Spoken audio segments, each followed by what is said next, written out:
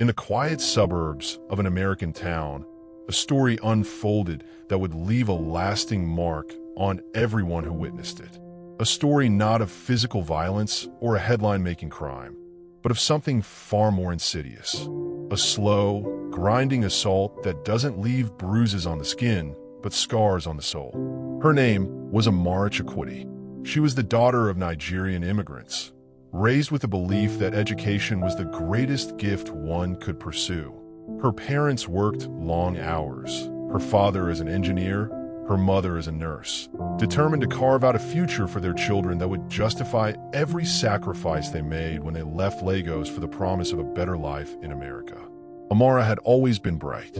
Back home, she'd been the kind of student who solved math problems faster than her teachers could explain them. But brilliance doesn't always translate smoothly across oceans. When she arrived in her new American high school, she carried more than just a backpack and notebooks. She carried an accent, a voice that marked her as different the moment she opened her mouth. On the very first day, she introduced herself nervously to the class. "Good morning. My name is Amara," she said, her vowels long and rounded, her consonants sharp in that distinct Nigerian cadence.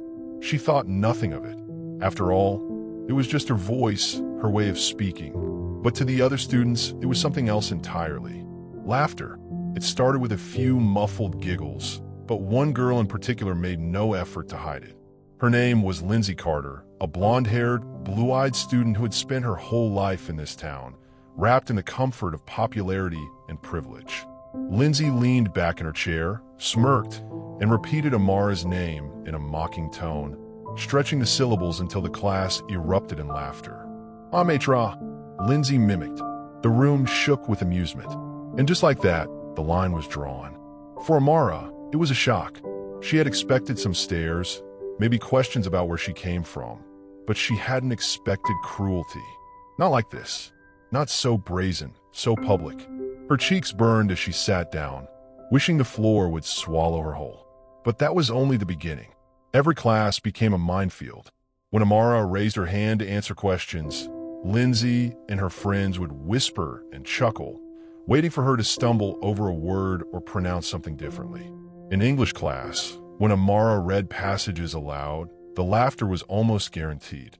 Sometimes, Lindsey would repeat her words back, exaggerating her accent like a caricature on a comedy show. Teachers tried to ignore it, maybe thinking it was just harmless teasing, kids being kids. But what they didn't see, or didn't want to see, was the way Amara's shoulders slumped a little lower each day, the way her eyes stopped meeting the gaze of her classmates, the way she began to speak less and less, shrinking into herself to avoid being noticed. Bullying experts call this social assassination. It's not about fists or bruises. It's about erasing someone's confidence piece by piece until they start to believe the lies being told about them. Amara went home each night and cried silently in her room. Her parents, exhausted from her long shifts, assumed she was just overwhelmed with the adjustment. They encouraged her in their own way. "Study hard, Amara. Focus on your books. Don't worry about the noise of people who don't know better." And so she did. She buried herself in textbooks. While other students laughed at parties, she memorized formulas. While Lindsey and her circle perfected their selfies for social media, Amara perfected her essays, pouring her soul into every word. Let's call it what it was, a crime. Maybe not one the police would investigate, but a crime nonetheless.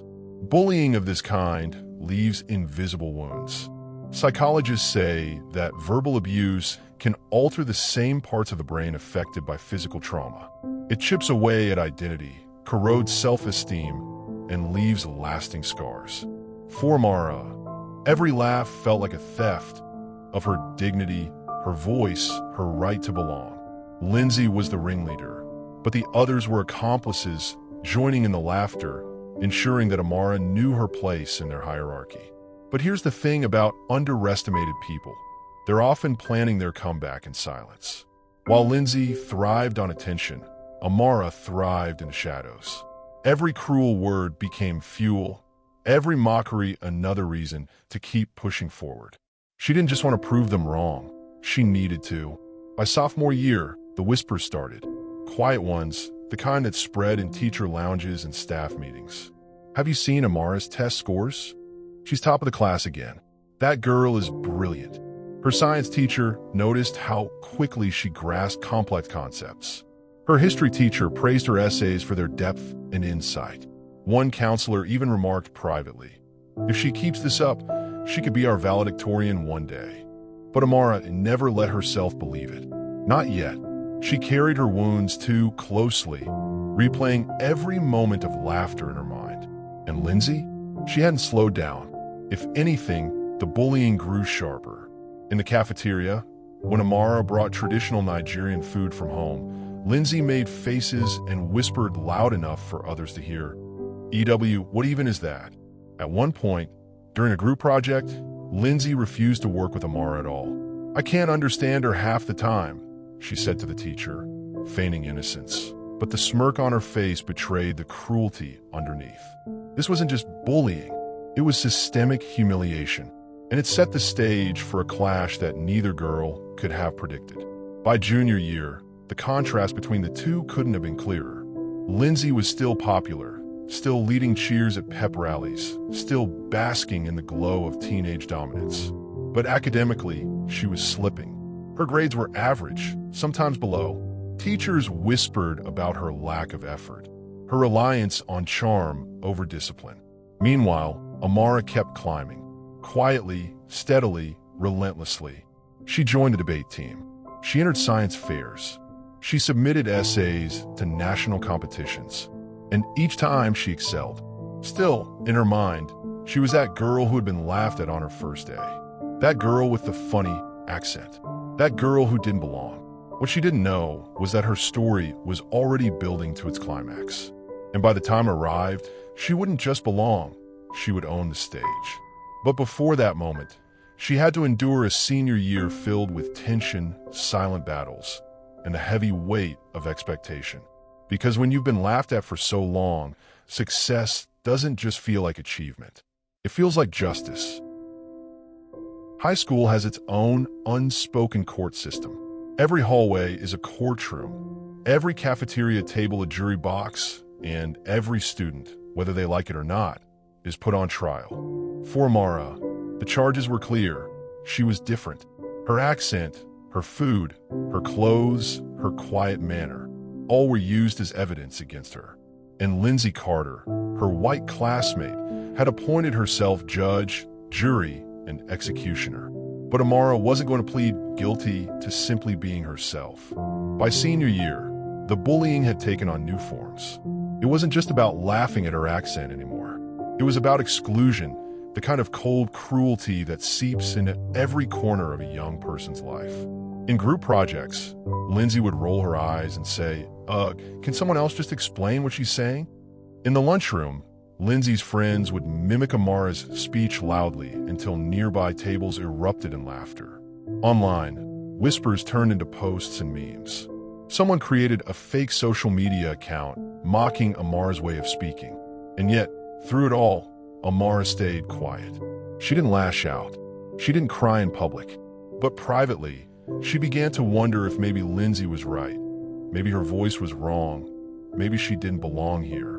But instead of crumbling, Amara turned her despair into discipline. While Lindsey and her friends scrolled through Instagram late at night, Amara was hunched over her desk, under the dim glow of a lamp, scribbling notes, memorizing formulas, and writing essays that would bring her teachers to tears. She studied until her hand cramped. She read books that weren't even assigned, desperate not just to catch up, but to get ahead. She started attending debate club meetings, even though she was terrified of speaking in front of others. The first time she gave a speech, her voice shook and a few kids laughed. But she kept coming back. By her third debate, she was winning rounds. By her sixth, she was leading her team. Amara was quietly rewriting her story. The contrast between Amara and Lindsey couldn't have been sharper. Lindsey still floated through high school with ease, wearing her cheer uniform, basking in her popularity. Teachers tolerated her half-efforts because she was charming. Students gravitated toward her because of her confidence. She didn't need to try, or so she thought. But while Lindsey thrived on attention, Amara thrived on focus. She began to notice something. Her grades weren't just good, they were the best. Her chemistry teacher pulled her aside one afternoon. "Amara," he said, "you've got a gift. You should be thinking about scholarships, maybe even Ivy League schools." Her history teacher echoed the sentiment. "Your writing is exceptional. Have you considered entering national competitions?" Each word of encouragement chipped away at the scars left by Lindsey's cruelty. For every laugh she endured in the classroom, she earned applause in competitions. For every mocking tone, she earned a ribbon, a medal, or a glowing letter of recommendation. But let's not romanticize this too much. Success doesn't erase pain. Amara still carried the weight of years of mockery. Every time she raised her hand in class, she hesitated, wondering if she'd be laughed at again. Every time she stepped up to a podium, she worried her accent would betray her. Experts say that children who endure long-term bullying often suffer from imposter syndrome. That nagging belief that no matter how much they achieve, they're still frauds, still not good enough. For Amara, that feeling never fully went away. She had medals, trophies, and straight A's, but in her mind, she was still the girl who was laughed at on the first day of school. And Lindsey? She barely noticed Amara's rise. To her, Amara was still invisible, still unworthy of acknowledgement. Lindsey's world was filled with pep rallies, prom committees, and popularity contests.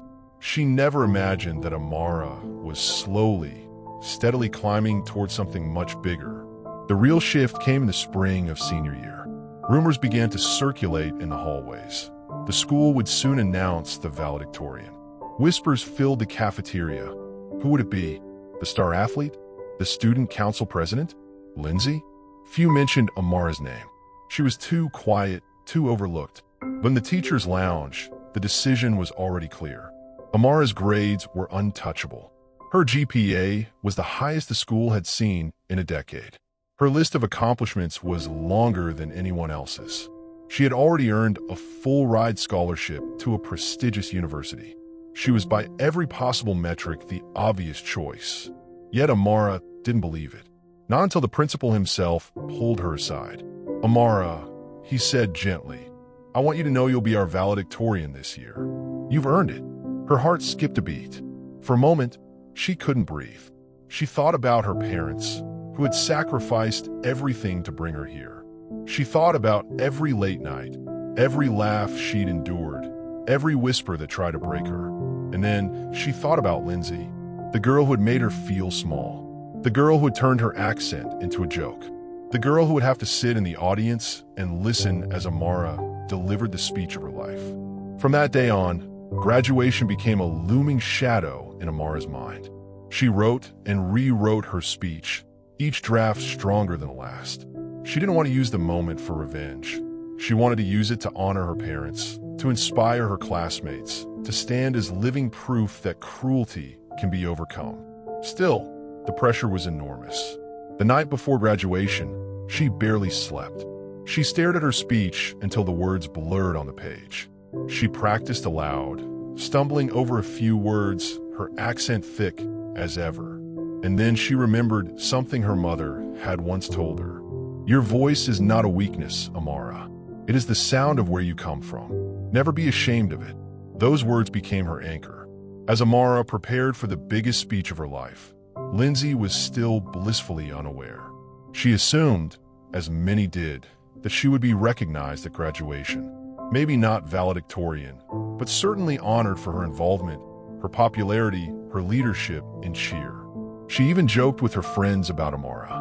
Can you imagine if they made her give a speech? No one would understand a word she's saying. The irony was almost poetic, because what Lindsey didn't know was that the stage was already set. The curtain was about to rise, and the girl she had laughed at for years was about to silence the entire room. Graduation day. For most students, it was a celebration, the end of one chapter, the beginning of another. Parents filled the school auditorium, their cameras flashing, their cheers echoing through the walls. Students fidgeted in their robes, tossing their decorated caps from hand to hand, whispering about summer plans and college dreams. For Amara, though, it was something far heavier. This was not just the end of high school. This was her day of reckoning. The gymnasium had been transformed into a ceremonial hall. Rows of folding chairs filled the polished floor. Banners hung proudly from the rafters, and the stage was lined with flowers. The buzz of anticipation was palpable. Lindsey sat among the graduates, her gown pressed perfectly, her makeup flawless. She smiled confidently as parents and teachers waved from the stands. She believed this was her moment too, if not at the podium, then at least in the spotlight of applause. Amara, meanwhile, sat quietly in her row, her cap pulled low, clutching the speech she had rewritten a dozen times. Her heart raced, her palms damp with sweat. She knew what was coming, but that didn't make it any easier. The principal stepped up to the microphone.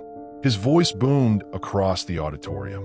Ladies and gentlemen, family and friends, today we celebrate not only the achievements of our graduating class, but the perseverance, the dedication, and the brilliance that define them. The crowd clapped. Amara stared down at her lap. And now, he continued, it is my great honor to present to you the valedictorian of the class of 20XX, Amara Chukwudi. For a split second, silence. Then gasps, then applause. Parents rose to their feet. Teachers cheered. The name echoed through the room like a verdict. And Lindsey froze. Her smile collapsed into a look of shock. She blinked, as if trying to process what she had just heard. Amara? The same girl she had mocked for years? The same girl she had called unintelligible? She couldn't believe it. Amara stood slowly, her legs trembling beneath her. Every eye in the room followed her as she walked down the aisle toward the stage. She felt the weight of every laugh, every whisper, every cruel comment pressing down on her shoulders. But with each step, that weight seemed to lift. Her parents were on their feet, clapping with tears streaming down their faces. For them, this moment was more than pride. It was vindication. Her smile collapsed into a look of shock. She blinked, as if trying to process what she had just heard. Amara? The same girl she had mocked for years? The same girl she had called unintelligible? She couldn't believe it. Amara stood slowly, her legs trembling beneath her. Every eye in the room followed her as she walked down the aisle toward the stage. She felt the weight of every laugh, every whisper, every cruel comment pressing down on her shoulders. But with each step, that weight seemed to lift. Her parents were on their feet, clapping with tears streaming down their faces. For them, this moment was more than pride. It was vindication. Amara climbed the stairs, adjusted the microphone, and looked out at the sea of faces.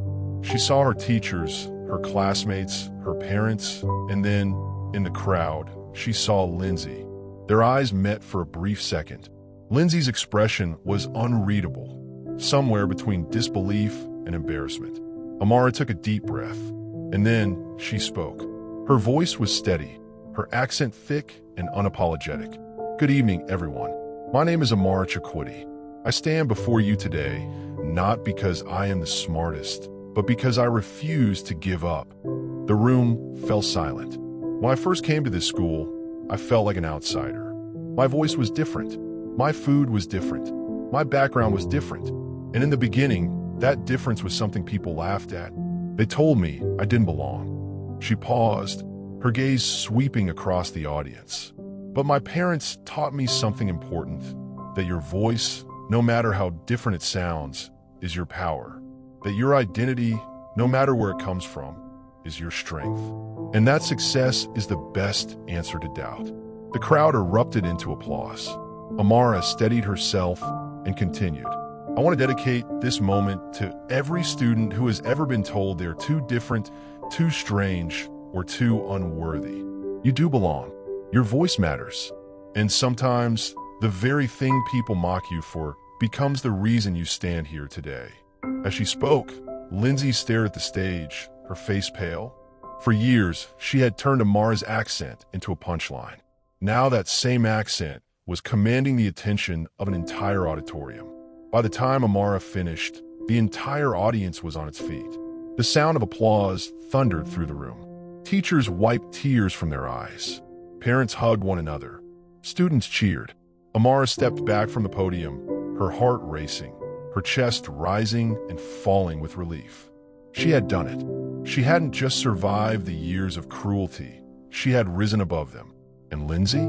She clapped too, but slowly, reluctantly, her smile forced. For once, she had nothing to say. Her voice, the one that had mocked and humiliated, was silenced. After the ceremony, parents and students crowded around Amara. They shook her hand, hugged her, congratulated her. Her parents held her tight, whispering prayers of gratitude. But Lindsey slipped quietly into the background. For the first time, she wasn't the center of attention. She wasn't the one being celebrated. She was a spectator, watching as the girl she had underestimated claimed a victory she never saw coming. In that moment, Lindsey learned a lesson no teacher could have given her. Cruelty has consequences. And sometimes, the person you laugh at today becomes the person you applaud tomorrow. So let's step back for a moment. Was this a crime? Not in the legal sense, but in the truest sense, yes. Because bullying is a theft. It steals joy. It steals confidence. It steals years of peace from those who endure it. Amara's story is a reminder that the scars left by words can be just as deep as those left by fists. But it's also a reminder that resilience is stronger than ridicule. That silence can be broken. That justice, in its own way, can be delivered. Amara's triumph wasn't about humiliating Lindsey. It wasn't about revenge. It was about proving that the very thing used against her, her accent, wasn't a weakness at all. It was her identity, her heritage, her strength. And in the end, that was what silenced the laughter. Because sometimes the greatest victory doesn't come from fighting back. It comes from standing tall, speaking your truth, and succeeding so loudly that no one can ever laugh at you again. Closing for YouTube channel. This was the story of Amara, a girl who turned cruelty into courage and mockery into triumph. In a world where bullying often goes unpunished, her resilience is a crime against hate itself. And maybe, just maybe, that's the kind of crime we need more of.